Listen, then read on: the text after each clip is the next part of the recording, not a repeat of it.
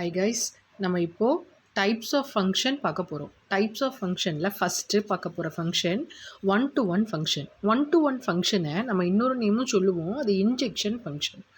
இது எப்படி ஈஸியாக ஞாபகம் வச்சுக்கிறதுனா 1 to 1, அப்போ ரெண்டுமே 1 1ன்னு இருக்கா, அதே மாதிரி இன்ஜெக்ஷன் ஃபங்க்ஷன்லையும் ஐ அப்படின்றதுல 1 வருது பாருங்கள், அதை ஞாபகம் வச்சுக்கலாம். 1 to 1னா இன்ஜெக்ஷன் ஃபங்க்ஷன். ஓகே, இந்த ஃபங்க்ஷனுக்கு ஒவ்வொரு ஃபங்க்ஷனுக்குமே ரெண்டு இம்பார்ட்டண்ட் பாயிண்ட்ஸை நான் சொல்கிறேன். வெறும் 2 பாயிண்ட்ஸ் மட்டும்தான். இந்த 2 பாயிண்ட்ஸை வச்சு நம்ம என்ன ஃபங்க்ஷன் அப்படின்றத ஐடென்டிஃபை பண்ணிடலாம்.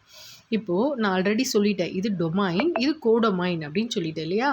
அப்போது டொமைனில் இருக்க ஒவ்வொரு எலமெண்ட்ஸும் 1 எலமெண்ட் இன் ஏ, ஒரு எலமெண்ட்ஸ்க்குமே ஒரு இமேஜ் இருக்கும். அதாவது 1க்கு இமேஜ் ஏ, 2க்கு இமேஜ் சி, 3க்கு இமேஜ் இ அப்படின்னு சொல்லிட்டு ஒவ்வொன்றுத்துக்கும் இருக்குது. இப்படி இருக்கணும். ஒரு எலமெண்ட்டுக்கு ஒரு இமேஜ் தான் இருக்கணும் அப்படின்றது தான். ஒரு எலமெண்ட்டுக்கு 2 இமேஜ் அப்படிலாம் இருக்கக்கூடாது. ஸோ ஒரு எலமெண்ட்டுக்கு ஒரு இமேஜ் அப்படி இருந்ததுன்னா அது 1 to 1 ஃபங்க்ஷன். அடுத்து செகண்ட் கண்டிஷன் என்னென்னா, நான் ஆல்ரெடி ரேஞ்சுனா என்ன, கோடொமைன்னா என்னன்னு போன வீடியோலையே சொல்லியிருந்தேன். இப்போ இதில் ரேஞ்ச் எழுதுங்க பார்ப்போம். ரேஞ்சுன்றது என்னென்னா, ஃபங்க்ஷன் ஆகிருக்க இமேஜஸ் எலமெண்ட்ஸ் மட்டும்தான் என்னன்னு சொல்கிறோம், ரேஞ்சுன்னு சொல்கிறோம். அப்போது இதில் ரேஞ்சில் வந்து ஏ, சி, இ 3 இருக்குது இல்லையா. அப்போ கோடொமைனில் என்ன எழுதுவோம், கோடொமைனில் வந்து ஏ, பி, சி, டி, இ எல்லாமே எழுதுவோம் இல்லையா. இப்போது ரேஞ்சும் கோடொமைனும் ஈக்குவலாக இருக்கா, இல்லை. ஏன்னா இதில் பி இல்லை, டி இல்லை. அப்போ ஏசிஇ மட்டும்தான் இருக்குது. இந்த மாதிரி ரேஞ்சும் கோடொமைனும் எப்படி இருக்காது, ஈக்குவலாக இருக்காது. ஈக்குவலாக இல்லாமல் இருக்கணும். ஒரு எலமெண்ட்டுக்கு ஒரு இமேஜ் தான் இருக்கணும். அப்படி இருந்துச்சுன்னா அந்த கொடுத்துருக்க ஃபங்க்ஷன் என்ன ஃபங்க்ஷனாக இருக்கும், 1 to 1 ஃபங்க்ஷனாக இருக்கும். அடுத்தது மெனி டு ஒன் ஃபங்க்ஷன். நேம்லேயே என்ன இருக்குது, மெனி அப்படின்னு இருக்கு இல்லையா. இப்போ மெனினா many elements contain 1 image. Many எலமெண்ட்ஸ்க்கு என்ன இருக்கும், ஒரு இமேஜ் இருக்கும். அதாவது ஒரு எலமெண்ட்டுக்கு மட்டும் கிடையாது, மோர் தேன் 1 எலமெண்ட். ஒரு எலமெண்ட்டுக்கு மேலே ஒரு இமேஜ். அப்போ many elements in the domain has 1 image in codomain அப்படின்னு ஞாபகம் வச்சுக்கலாம். ஸோ மெனி எலமெண்ட்ஸ் இன் ஏ எப்படி இருக்கும், 1 இமேஜ் இன் பி. நிறைய எலமெண்ட்ஸ்க்கு ஒரே இமேஜ் இருக்கும். அதுதான் மெனி டு ஒன் ஃபங்க்ஷன்.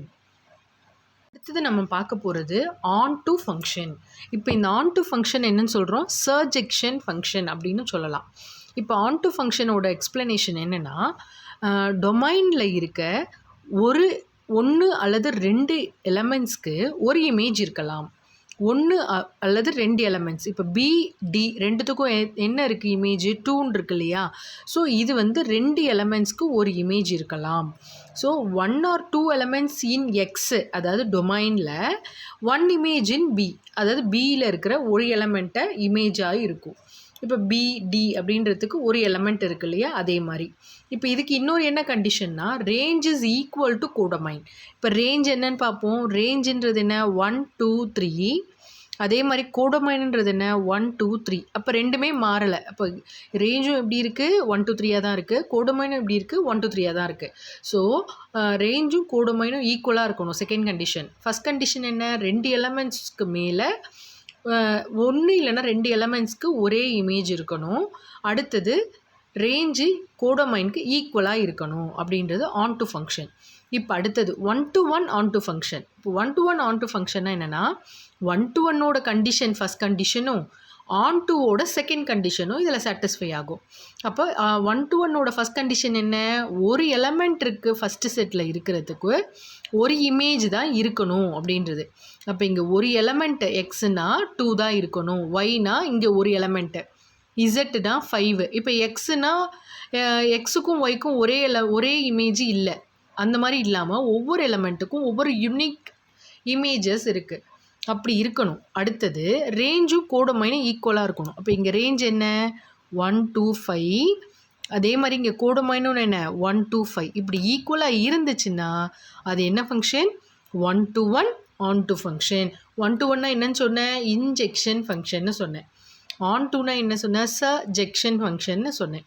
அதே மாதிரி 1 to 1 on to function, 2 function இருக்கா, அதனால பைஜெக்ஷன் ஃபங்க்ஷன். ரெண்டுமே இருக்கிறதுனால இது என்ன ஃபங்க்ஷன், பைஜெக்ஷன் ஃபங்க்ஷன். இப்போ அடுத்தது இன்டு ஃபங்க்ஷன். இன்டு ஃபங்க்ஷனுக்கு கண்டிஷன் என்னென்னா, ஒரு எலமெண்ட்டுக்கு ஒரு இமேஜ் இருக்கும். அடுத்தது ரேஞ்சும் கோடமைனும் ஈக்குவலாகவே இருக்காது. அப்படி ஈக்குவலாகவே இல்லைன்னா அது என்னன்னு சொல்கிறோம், இன்டு ஃபங்க்ஷன்னு சொல்கிறோம். இது வரைக்கும் ஃபங்க்ஷன்ஸ்லாம் என்னன்றதை பார்த்தாச்சு. ஆனால் இப்போ என்ன பண்ண போகிறோம், நாட் அ ஃபங்க்ஷன் பார்க்க போகிறோம். இப்போ எது ஃபங்க்ஷனே கிடையாது அப்படின்னு பார்க்க போகிறோம். இப்போ 2 செட் இருக்குது. First domain.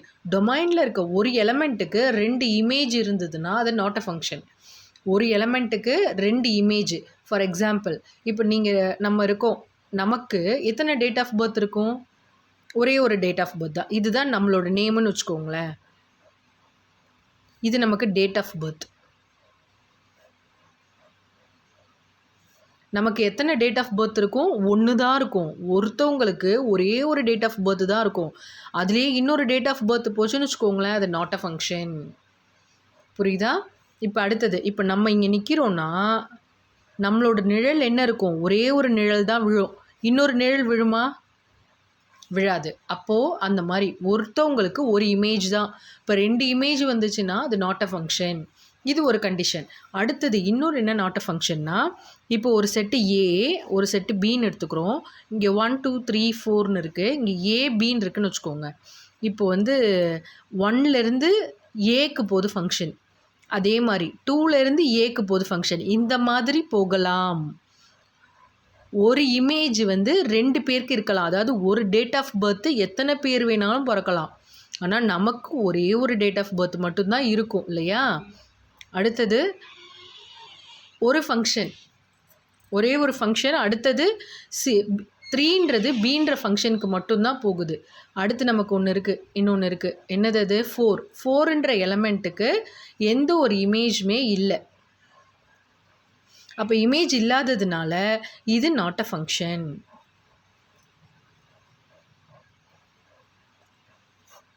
So not a ஃபங்க்ஷனுக்கு 2 கண்டிஷன். ஒன்று, ஒரு எலமெண்ட்டுக்கு 2 இமேஜ் இருக்கக்கூடாது. இன்னொன்று, டொமைனில் ஒரு எலமெண்ட் எக்ஸஸாக, இமேஜ் இல்லாமல் ஒரு எலமெண்ட் எக்ஸஸாக இருந்ததுன்னா அதுவும் நாட் அ ஃபங்க்ஷன் தான். தேங்க்யூ.